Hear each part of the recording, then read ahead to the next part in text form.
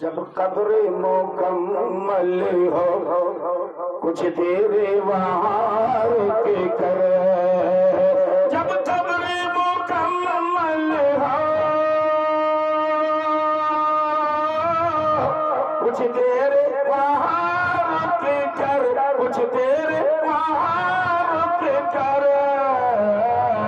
بخشش کے لیے اپنے ہاتھوں کو اٹھا دینا، بخشش کے لیے اپنے ہاتھوں کو اٹھا دینا۔ نبی نے فرمایا، میرے آقا نے فرمایا کہ مٹی دے کر کے قبر پر اتنی دیر ٹھہرو، اتنی دیر کو جتنی دیر میں اونٹ کو ذبح کر کے تقسیم کیا جا سکے۔ اتنی دیر رکو، کیوں؟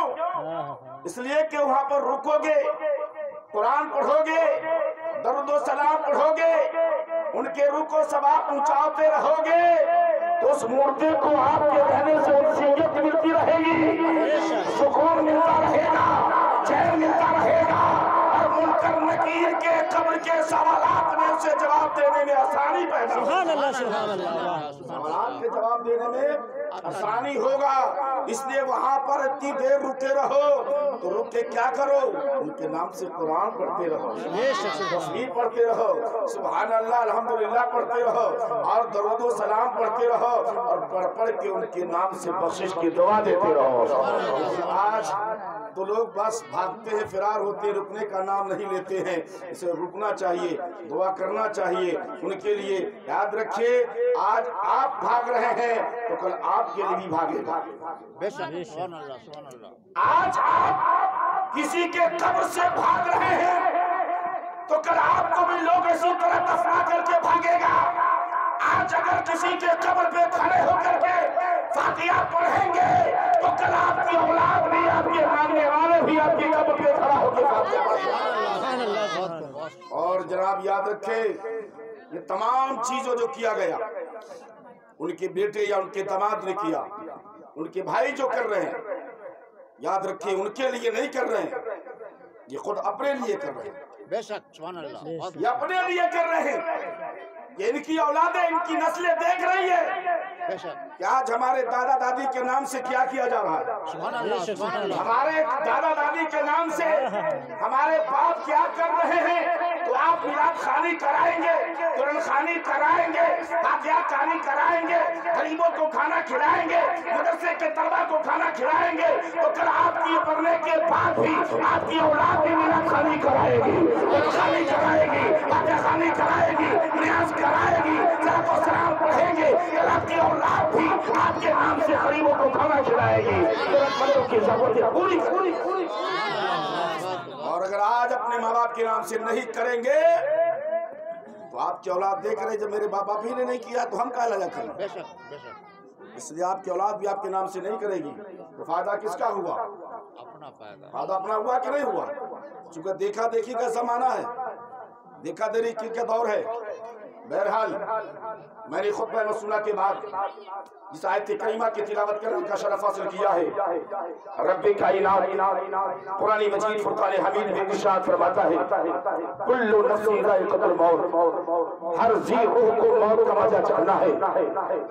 کوئی بھی انسان دنیا کے اندر بھی رہنے کے لیے نہیں آیا، چاہے وہ انسان ہو، جنات ہو، درندے پرندے ہو، وحش و طیور ہو، جتنی بھی چیزیں ہیں، چاہے درخت کیوں نہ ہو، پیڑ پودے بھی ہیں، اس کے اندر میں بھی جان ہے، وہ بھی اتنے ہی دن تک ہے جتنی دن تک اس کی حیات ہے۔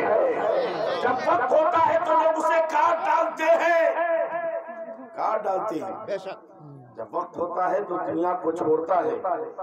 یہ موت نہ کسی کو چھوڑی ہے نہ چھوڑے گی۔ بے شک، سبحان اللہ، سبحان اللہ۔ حضرت آدم سے لے کر کے اب تک یہ سلسلہ چل رہا ہے، آنا جانا لگا ہوا ہے، اور یہ قیامت تک آنا جانا لگا رہے گا۔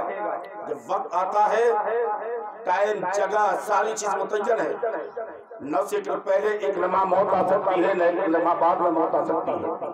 پھر جہاں پر جس کی موت ہوگی وہیں پر وہ انسان پہنچے گا اور کسی نہ کسی ذریعے سے وہ جگہ پر اس مقام پہ جائے گا، وہاں موت آ کر رہے گی۔ آپ نے سنا ہوگا حضرت سیدنا سلیمان علیہ السلام کی بارگاہ لگی تھی، مجمع لگا تھا، حضرت سلیمان علیہ السلام واضح نصیحت فرما رہے تھے، کافی جنگ خفیر تھا۔ حضرت سلیمان وہ سلیمان ہے وہ ساری دنیا پر انہوں نے حکومت کیا ہے، صرف انسان ہی پر نہیں بلکہ جنات پر بھی ان کی حکومت تھی، پرندوں پر بھی ان کی حکومت تھی، جانوروں پر بھی ان کی حکومت تھی، پوری کائنات پر حضرت سلیمان علیہ السلام کی حکومت تھی، سب کی حکومت تھی۔ مجمع لگا تھا، ایک آدمی ہانپتا کانپتا تیزی رفتاری کے ساتھ اسی مجمع سے سلیمان کے پاس آیا اور کہا، سلیمان علیہ السلام آپ مجھے اس انسان سے بچائیں، چونکہ یہ انسان پورے مجمع میں کسی اور کو نہیں دیکھتا، بار بار مجھے کو گھڑ گھڑ کے کیوں دیکھتا ہے، کیوں دیکھتا ہے؟ بار بار مجھے کو دیکھتا ہے اور اس نظر سے دیکھتا ہے جس طرح سے ایک دشمن دوسرے دشمن کو دیکھتا ہے کہ کب موقع ملے کہ ہم حملہ کر دیں، کب موقع ملے کہ ہم اسے صفایا کر دیں، اس نظر سے بار بار مجھے کو دیکھتا ہے، جبکہ میں اسے کبھی دیکھا نہیں ہوں، پہچانا نہیں ہوں، اور یہ کسی کو نہیں مجھے کو گھوڑ گھوڑ کے دیکھ رہا ہے، جلدی مجھے اس سے بچائیے اور ایسے مقام پہ مجھے یہاں سے فوراً ڈالیے جہاں پہ اس کا پہنچ نہ ہونے پائے، جہاں پر وہ سے جائے گا اور ہماری اس سے حفاظت ہو جائے۔ حضرت سلیمان علیہ السلام نے ہوا کو حکم دیا، یہ ہوا اس سے اٹھا اور فلانے جزیرے میں ڈال دے، فلانے مقام پہ ڈال دے، سنسان بیابان چٹیل میدان میں ڈال دے۔ ہوا تو حضرت سلیمان کے حکم کی تعمیل کرنے والی وہ ہوا نے فوراً اس انسان کو اٹھایا اور جزیرے میں جا کے ڈالا، اور جیسے ہی ڈالا تو دیکھتا کیا ہے، ارے جس کے ڈر سے میں یہاں آیا ہوں، حضرت سلیمان نے مجھے یہاں پہنچایا ہے، یہ تو مجھ سے پہلے یہاں موجود ہے، سبحان اللہ سبحان اللہ سبحان اللہ، پہلے ہی سے یہاں موجود ہے۔ اب دیکھ کر کیا اتر آیا، کہا بتاؤ تم چاہتے کون، کیا ہو، تم ہو کون؟ وہاں بھی تو مجھے گھور گھور کے دیکھ رہے تھے، بار بار دیکھ رہے تھے، اب جب یہاں آیا ہوں تو اس سے پہلے یہاں پہنچ گئے، تیرے وجہ سے میں یہاں پہنچا ہوں تجھ سے چھٹکارا پانے کے لیے، تم ہو کون آخر؟ کہا مجھے لوگ ملک الموت کہتے ہیں۔ سبحان اللہ سبحان اللہ کیا بول رہی ہے؟ سبحان اللہ سبحان اللہ، کیا کہتے ہیں مجھے؟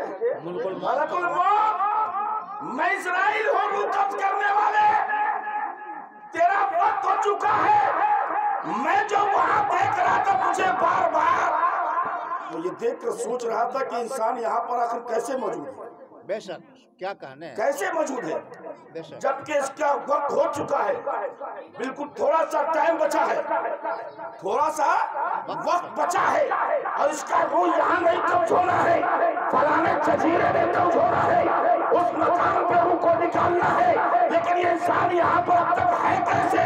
اس لیے میں تجھے بار بار دیکھ رہا تھا کہ تو نے فوراً حضرت سلیمان سے کہا، سلیمان نے ہوا کو حکم دیا، ہوا نے یہاں لا کے پہنچا دیا، اب تیرا وقت پورا ہو چکا ہے۔ نعرہ تکبیر، نعرہ